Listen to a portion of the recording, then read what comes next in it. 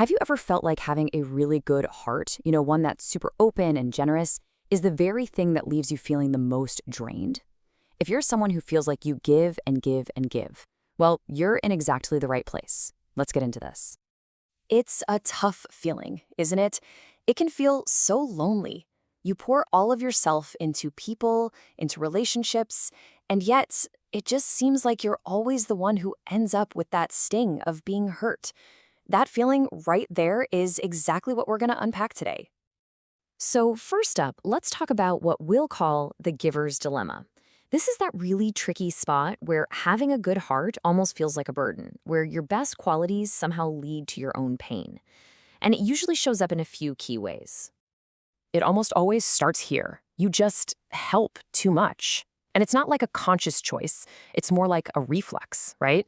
You see someone struggling, and your first instinct is to dive in and fix it, often without even thinking about what it's going to cost you. And that instinct to help, it comes from a place of really deep trust. You just naturally assume the best in people. You give them the benefit of the doubt. You believe in them, and that's beautiful, but it can also mean your guard is completely down. So then, of course, this trusting nature leads you to give and give. You share your time, your energy, your emotions, and you do it freely. It's not a transaction for you. The act of giving is kind of its own reward. And when you boil it all down, the helping, the trusting, the giving, it's really all an expression of loving too much. Your capacity to love is just huge. But the thing is, when you invest that much of your heart, the potential for getting hurt becomes just as big. It can be a totally exhausting cycle.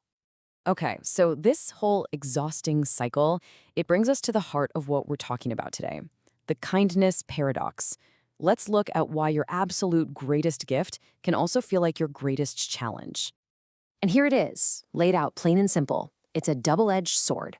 On one side, your kindness is your gift. It's this magnetic thing that draws people in. But on the other side, that exact same openness is your vulnerability. It's what leaves you open to getting hurt.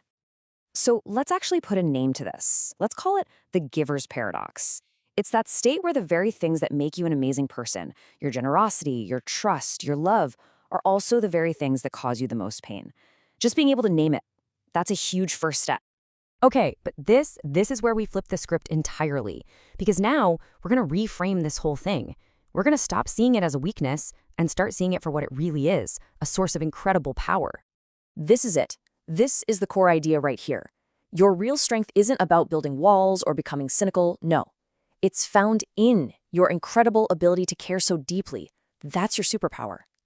So we have to completely change how we think about getting hurt. The pain you feel, that is not a sign of weakness. It's not proof you did something wrong or that you're naive. It's just what happens when you're brave enough to be open in the first place. In fact, think of it this way.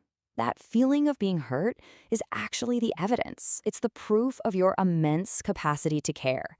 It's a testament to a kind of strength that honestly a lot of people just don't have. And that brings us to our final and maybe most important point. This isn't just about understanding the pain.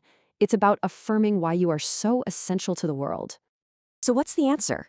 It's not to change. It's not to become jaded or to close your heart off. The world has enough of that already. The real challenge and the real solution is to just keep being you. And why? It's simple. Because a world without open, generous, caring hearts is a much, much darker place. The way you are isn't a flaw, it's not a burden, it's a gift to every single person around you, even if they don't always see it. So I want to leave you with a question instead of an answer.